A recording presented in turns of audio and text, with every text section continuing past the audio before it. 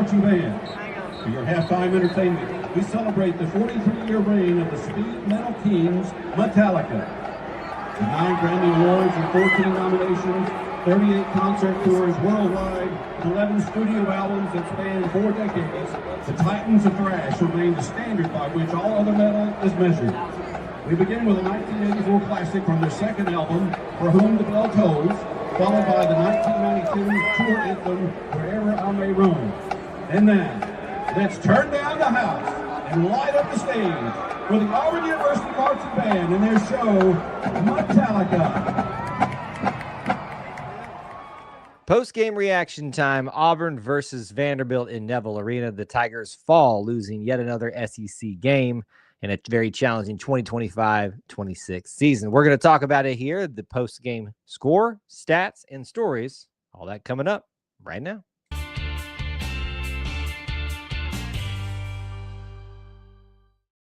War Eagle, everybody. Welcome back to another edition of E2C Network Live, where we get together, we sit down and discuss, share the Auburn experience. All about Auburn sports, Auburn culture, Auburn family.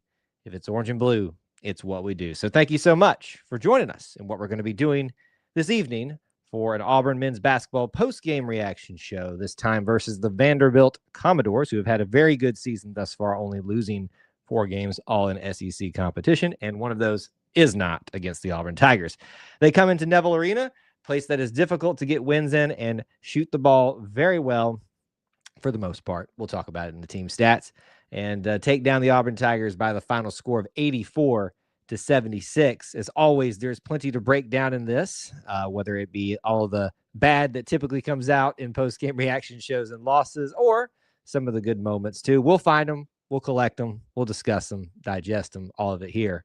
Stats and stories coming up for you on individual team stats and much more. Before we do that, though, I would like to encourage all of you that are joining us, whether you are watching live or on the replay, to smash that like button, hit that share button if you're on social media as well. Lets people know that you're watching this, that it's of value, and we would appreciate you doing that for us. And I always struggle with people. They're like, I don't want to hit the like button because the team lost. Do it for us, not for them. But do it for them too as well, I guess, in some sense. Obviously, if you're here live, we appreciate that. If you're on the replay, we appreciate you coming and spend some time with us on that end as well. But we want to hear a little bit from you all too throughout the stream tonight. And we'll take some of those as it feels appropriate throughout the stream, and dive into our discussion a little bit here. Opening thoughts from me. I think this is probably one of Auburn's worst games of the year, just an initial reaction, not trying to sugarcoat things and also not trying to catastrophize things. But I do think this is one of Auburn's poorest performances, even though they only lose by 8 here in Neville Arena. So I think that's what makes this one sting a little bit more, that it's inside your home court. You expect to be able to win the majority of these, which they still have. But I think this is only some streak was going on where Auburn had not lost back-to-back home games in the SEC play or maybe at all in quite some time. And now that is it is not so good. So we sit here in the middle of a season, and I want to stress that for a lot of people out there, this is the middle of a season.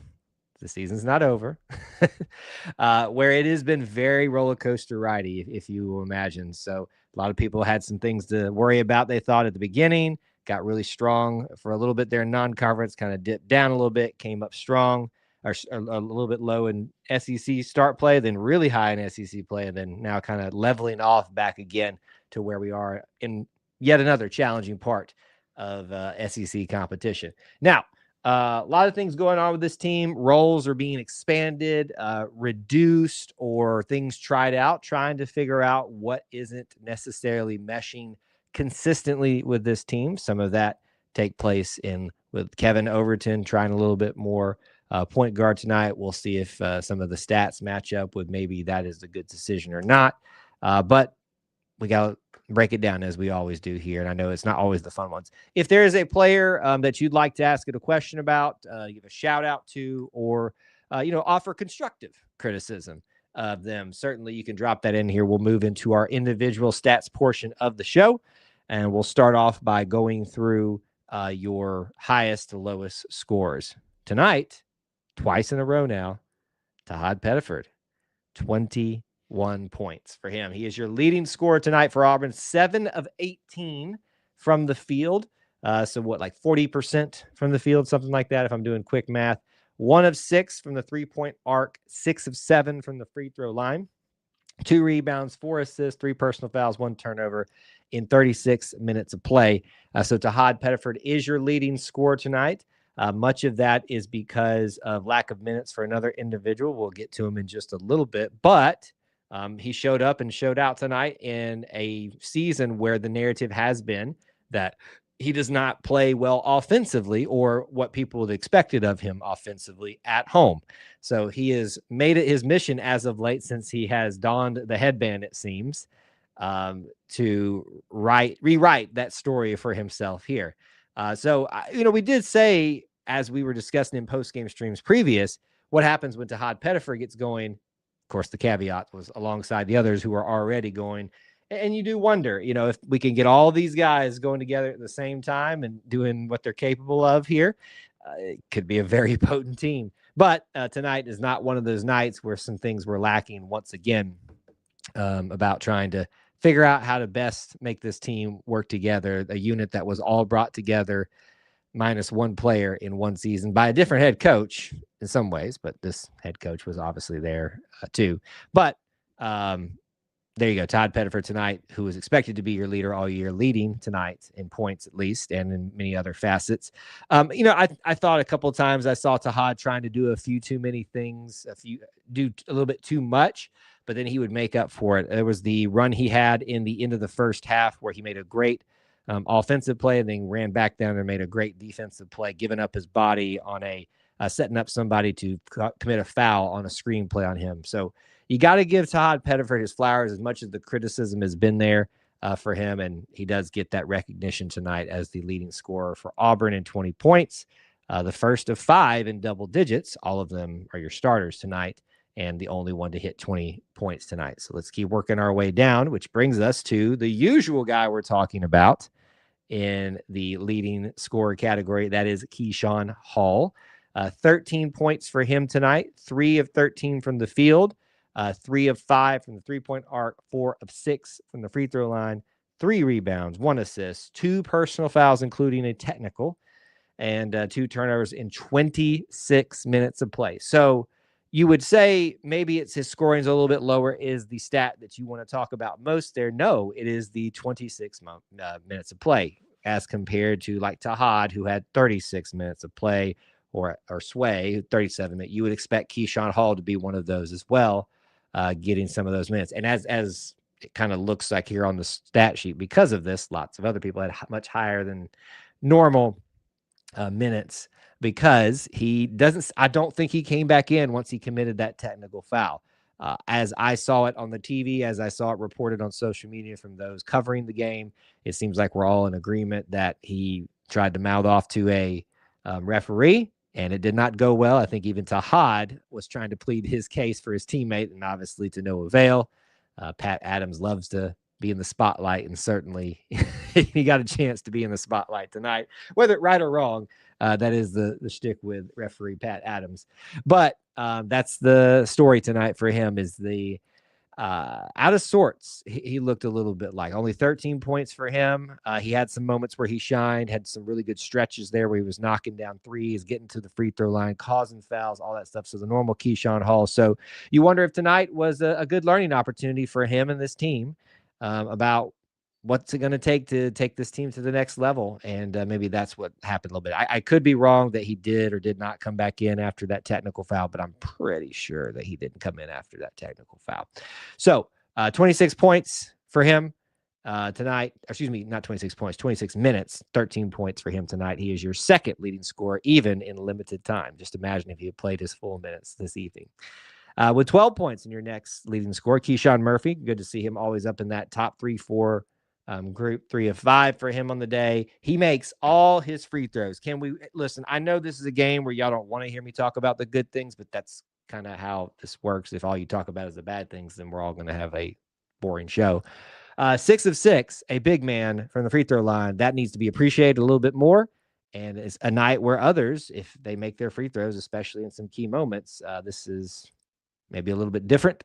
at least in moments like that. The free throw shooting tonight was not abysmal, but it could have been even better.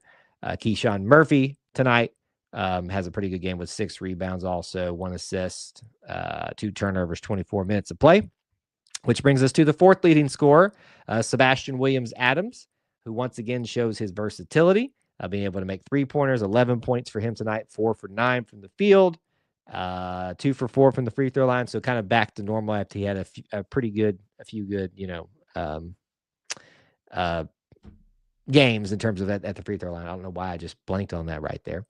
But yeah, so 11 points for him tonight, 6 rebounds, 4 personal fouls for him, and 37 minutes of play. He leads in minutes tonight, as we talked about, some minutes opening up elsewhere with Keyshawn Hall not being able to play his full time out there. And that brings us to the last of the starters and the last of your double-digit players for scoring tonight, Kevin Overton, who does foul out with 10 points, 4 for 6 from the field, 2 for 4 from three-point arc.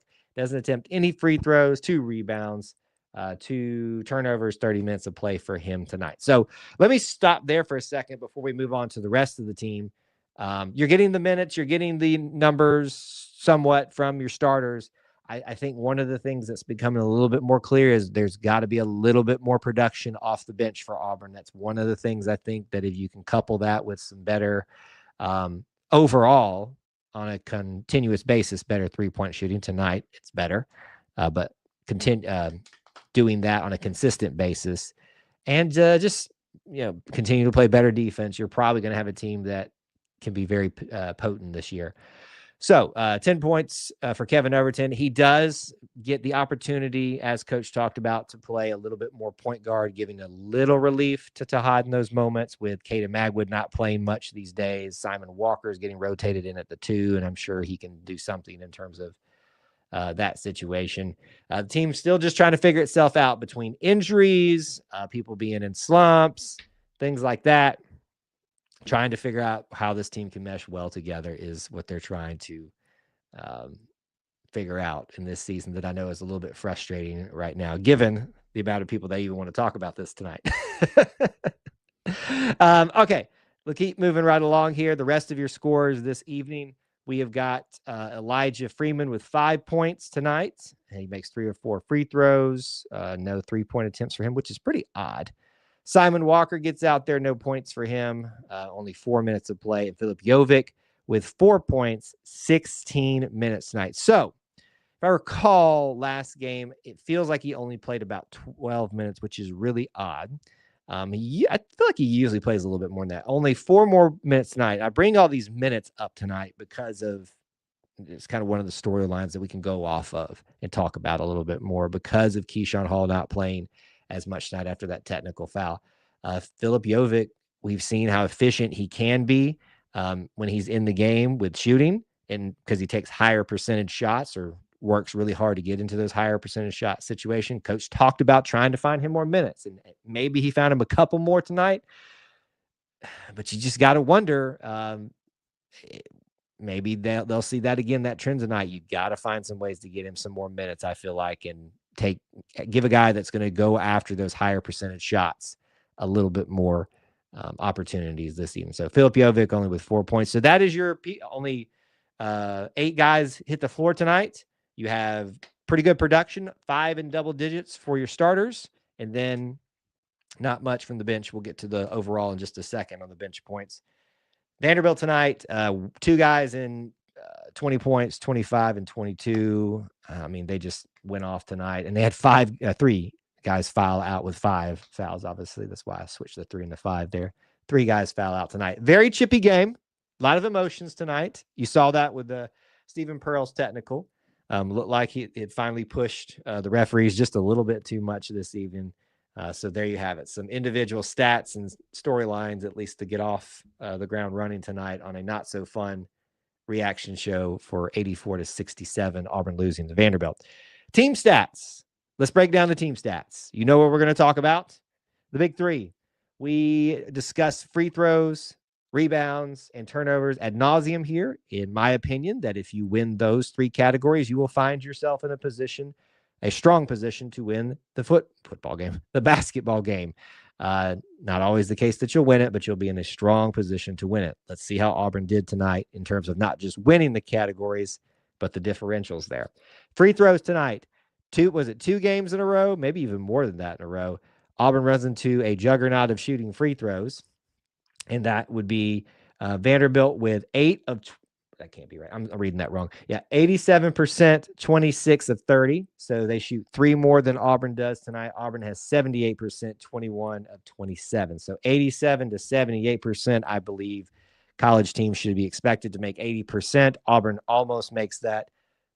Vanderbilt makes that and then some, making the most of that. That could be right there your stat of the game, because in an 8-point margin of victory, you're 9 percentage points off of each other right there. I know it's percentages and not points, but you get the drift of what I'm saying there. Free throws are a big deal, folks. They win and lose games and championships. Turnovers tonight. Vanderbilt took care of the ball a little bit better than Auburn in Neville Arena, which is just odd to see. 7-8. They lose that by 1. Auburn does. So that's 2 categories in a row that they have lost at home. Not a good recipe for success. Auburn does, however, which I found interesting, and maybe that got much better down the stretch there. I thought Auburn was going to lose the rebound battle there from my perception. 27-36, they win that one. A decent enough margin of victory there in that particular category. Doesn't make up, though, for how well the free throws went for Vanderbilt tonight, and then how they didn't really struggle with turnovers in Neville Arena, which is commendable to them. So hats off to Vanderbilt for taking care of business, doing a lot of the little things in a challenging environment, setting themselves up for a nice win. We'll see if anything else sticks out in terms of the big stat that tells the story of the game. But let's start at the free field goal percentage here.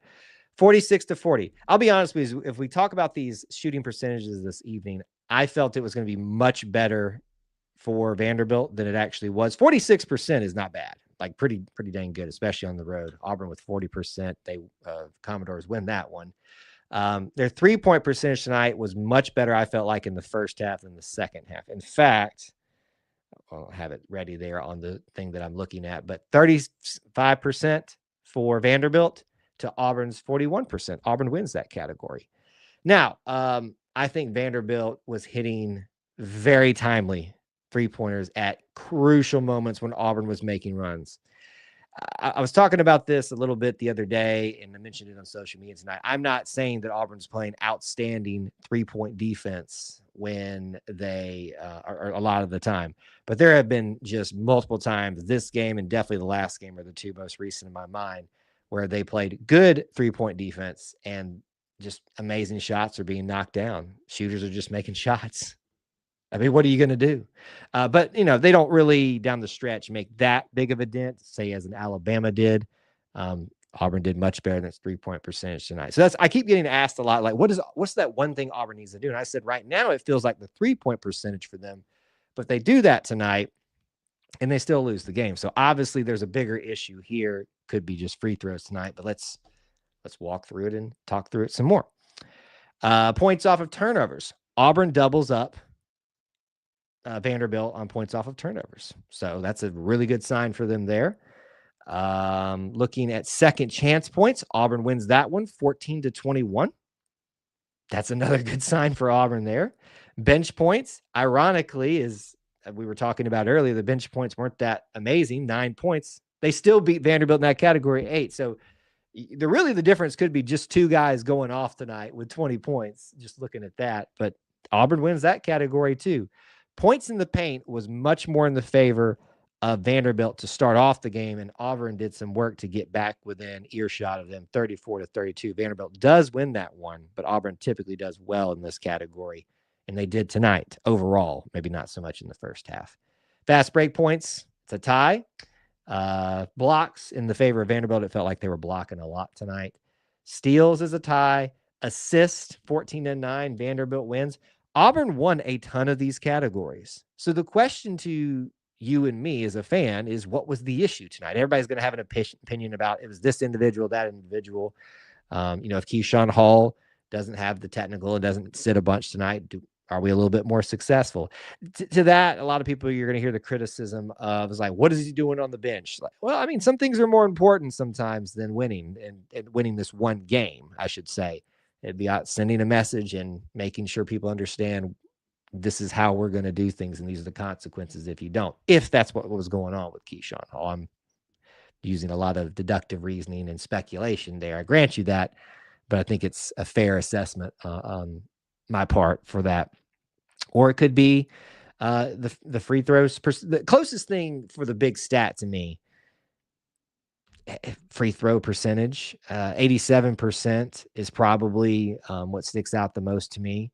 They make a few less of those. Auburn makes a few more of theirs. We're talking about a much bigger game. This is one of those games that's very frustrating because you can look at a game and go, okay, well, we got dominated in this stat right there. That's your clear sign. There's not much of that going on here in this game.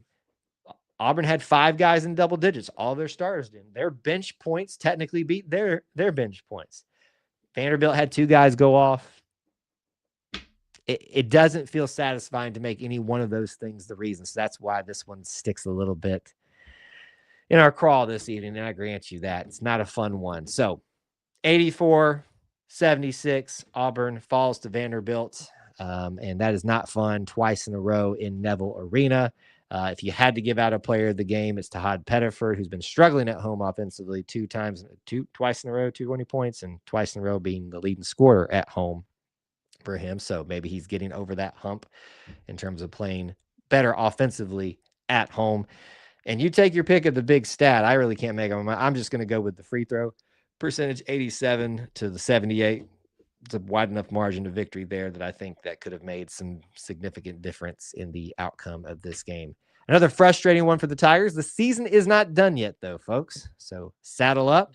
Plenty more to go and miles to go before we sleep in the wonderful world of Auburn basketball and college basketball. We can take any final commentary you may want to have here. There were some things brought up throughout the stream. We'll go back and look and see if it's any of it's worth bringing up that we haven't already touched on. But if you'd like to drop anything else in there, please do so. I can see that we have a low audience attendance tonight, as I suspected. No one really wants to talk about that at that moment, but certainly if you're watching the replay, I hope that you found some value in our breakdown of this game tonight. So let's go through a couple reminders for you for next scheduled live streams that we have here for you at E2C Network, and things that you can catch live here. Tentative schedules as always, but keep in mind, this is our typical way to go here. Auburn Family Night, the granddaddy of them all, the show that started it all probably here. Live calls, live chat tomorrow night at 9 Eastern. Come in, we'll break it down, we'll talk about it. We'll tell you why you don't need to be a doomsday person. We'll tell you why you need to be excited to be an Auburn Tiger. I know that bothers some of you, so I love doing that. But there you go. Auburn Family Night tomorrow night. Join us for that. We'd love to have you there for our live call-in show. We will also have another post-game show this Saturday, Auburn versus Arkansas. Folks, this is a very important one. If Auburn can get the season sweep there, and especially in Bud Walton Arena, it doesn't remove what happened the last couple of games, but it certainly makes it a little bit more palatable with what would be a very strong win for Auburn. Already getting one on the season versus Arkansas where they walloped them, but you know Arkansas is going to have it out for the Auburn Tigers. The Auburn Experience live podcast recording episode 162 will also be this Sunday at 9 Eastern time, back at our normal time. No Super Bowl to be had, so we don't have a conflict there. Jump back in. We'll certainly talk about that Super Bowl a little bit, the players for Auburn in it. It was quite the Super Bowl for Auburn. Join us 9 Eastern time on Sunday. So 9 Eastern time on Sundays and Wednesdays. And then post-game shows right now for basketball. I often get asked, will you guys have anything in terms of, I don't know, I thought I brought this banner down. I'm sorry about that. In terms of baseball, live streams and content. We've done that previously, and it hasn't been really well attended, so we've not done that. But, keep asking for it, and if we ever do something like that again, make sure you show up for it, and we might consider it again. We will cover baseball on the main show, so if that's something that you're wondering about in that, please keep that in mind. All right, so that is the reminders there. Let's see what you guys wanted to say tonight. WT says the biggest issue is they do not consistently play as a team. I think tonight is a reflection of that narrative having some truth to it, but we have seen this team play well as a team, and at certain portions of the season playing very consistently. A lot of fans are very spoiled by the fact that they are coming off a season where you just had an enormous amount of continuity and senior leadership, fifth-year senior leadership. So some of that needs to translate over that.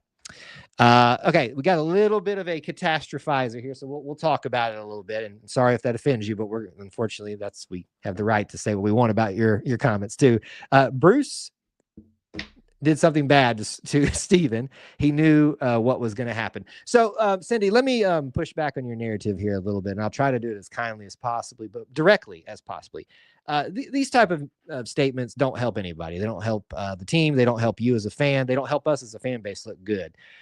No, Bruce did not do anything wrong to Stephen. If there was anybody who knew what was coming better than anybody else, it was Stephen. I can guarantee you of that.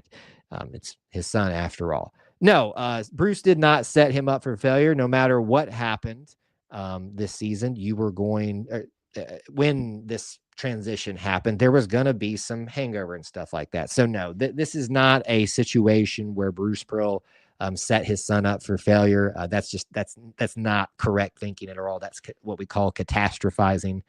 Nobody knew this was going to happen. You wouldn't be making the statement if he was, still having a lot more wins under his belt. So you just got to saddle in, realize that not every season is as good as that. And we can't be types of fans like this that are just going to, make statements like this that just don't look good. So let's do better than that, Cindy. Let's see here. I see some other things about other content here.